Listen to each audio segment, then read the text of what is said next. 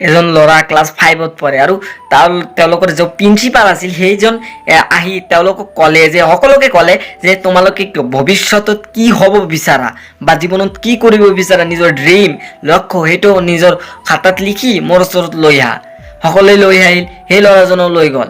সকলোকে প্ৰিন্সিপাল ছাৰে দেখি বৰ গুড মাৰ্কছ এইবিলাক দি দিলে।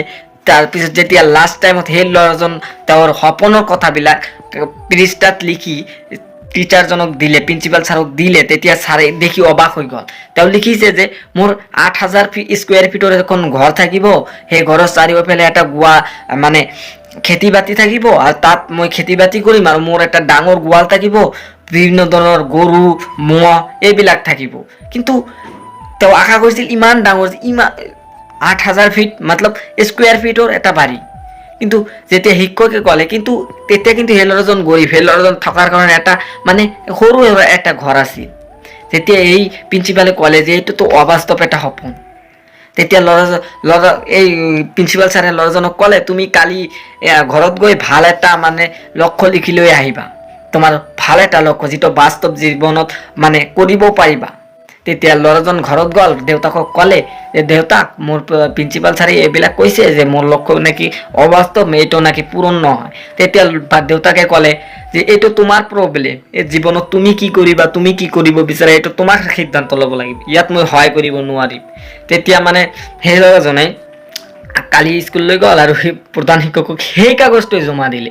আৰু সেই কাগজটো দেখি প্ৰিন্সিপাল ছাৰজনে ক'লে যে তুমিতো তোমাৰ লক্ষ্যৰ কোনো ধৰণৰ পৰিৱৰ্তন কৰা নাই, তোমাৰ সপোনৰ কোনো ধৰণৰ পৰিৱৰ্তন কৰা নাই।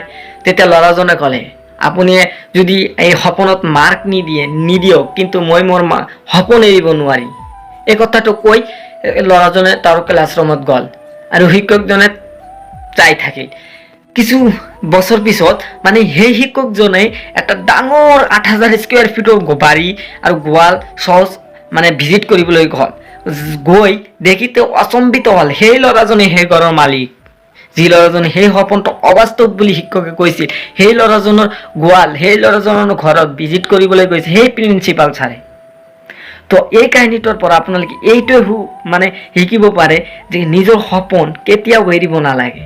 কাৰণ আপোনাৰ সপোন আপোনাৰ পৰা বহু মানুহে ল'ব বিচাৰিব, সেইটো শিক্ষক হওক, মাক দেউতাক হওক, বা অভাৱ হওক, টকাৰ অভাৱ হওক, বা ফ্ৰেণ্ড হওক, গাৰ্লফ্ৰেণ্ড হওক, সকলোৱে আপোনাৰ সপোন ল'ব বিচাৰে, মানে ভাঙি পেলাব বিচাৰিব। কিন্তু নিজৰ সপোনক এনেকৈ ধৰক, এনেকৈ ভাবক যাতে কোনেও আপোনাৰ সপোনটো লৈ যাব নোৱাৰে, আপোনাৰ সপোনটো শেষ কৰি দিব নোৱাৰে। আৰু কেৱল সপোন দেখিলেই যে বাস্তৱত হ'ব সেয়াও নহয়, কঠোৰ পৰিশ্ৰমো কৰিব লাগিব। আৰু পৰিশ্ৰম নকৰিলেও সপোন পূৰ্ণতা নাপায়। আৰু সপোন দেখাৰ সময়ত এইটো সম্ভৱ নহয়, এনেকৈ সপোন দেখিতো লাভ নাই। নিজৰ অকাতত, নিজৰ ক্ষমতাত কেতিয়াও সপোন নেদেখিব লাগে।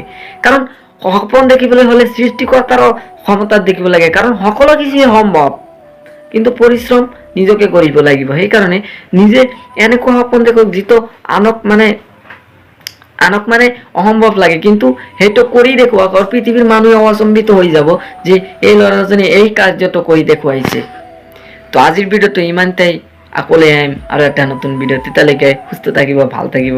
জয় হিন্দ, জয় ভাৰত।